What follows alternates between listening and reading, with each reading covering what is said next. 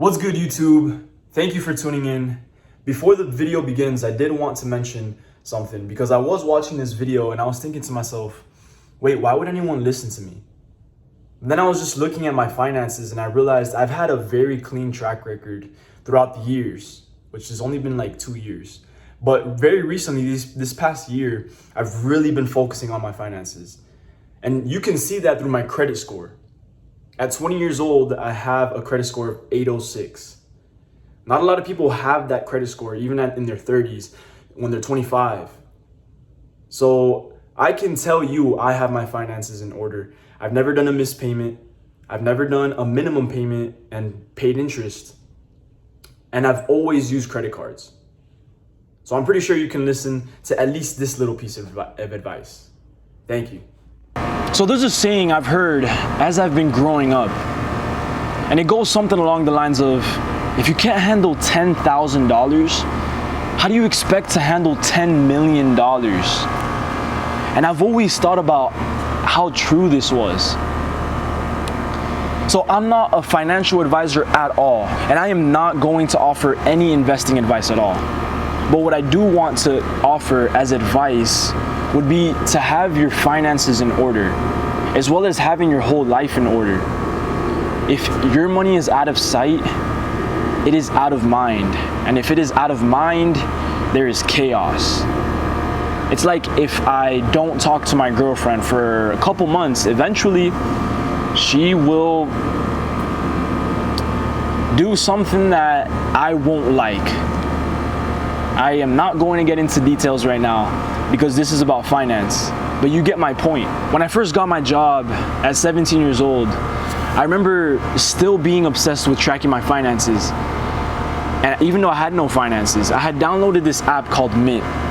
And one thing about Mint is that it tracks everything that's coming in and out, but everything was always a pending transaction. So if I made a transaction 5 days ago, it most likely was still pending. And that annoyed me because I never really knew how much money I had in my bank account. I never really knew how much debt I was in with my credit cards. So I knew the system was flawed and I had to do something else. So there's two things I started doing that really changed the whole game for me when I started tracking my finances. And if you don't know, I actually took a course on personal finance and wealth creation done by Grant Cardone. Shout out to Grant Cardone, by the way. The first thing I would recommend to any young man is look at your finances every single day. Like, I'm not kidding. Every single morning I check my finances. And this does three things. First, it makes you humble and it makes you realize, dude, I don't have much money and I need to start grinding. The second thing is you start to have an idea of what your expenses are, what your monthly expenses might be. And the third thing is that you start having a subconscious idea of how much money you have at all times, because you're looking at the same transactions. Okay, I spent this much here, I spent this much there, I have this much in my bank account. And all you need is about 5 to 10 minutes every single morning. That's it. Make a routine of looking at your finances every single day, whether it's through your phone, whether it's through your tracker, whatever. And there's another tip that I would add on to this to make it extremely effective. Go on to Notion and use their free template called Finance Tracker, I believe it's called, or maybe it's Expense Tracker. I use this tracker all the time to track all my expenses. It's so simple to use, and all you need to do is just manually type your expenses. And by the end of the month, it tells you how much you made. So I use this expense tracker every single day, and I make sure I track every single expense that I make or I incur. The second thing that I would recommend doing to any young man who wants their finances in order is have an income statement sheet.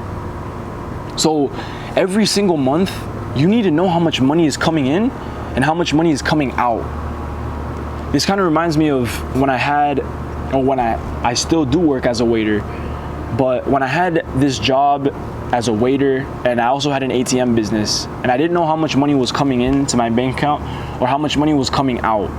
I didn't know how much money was going in first off, my job, and then second of all, my business. So it was just chaotic. I was stressed all the time. I didn't know if I was winning money, if I was losing money. It was the weirdest thing ever. Until I read this book called How to Invest in Real Estate. And I didn't think it would teach me anything about finances, but in that book, they actually give you resources on how to track your finances.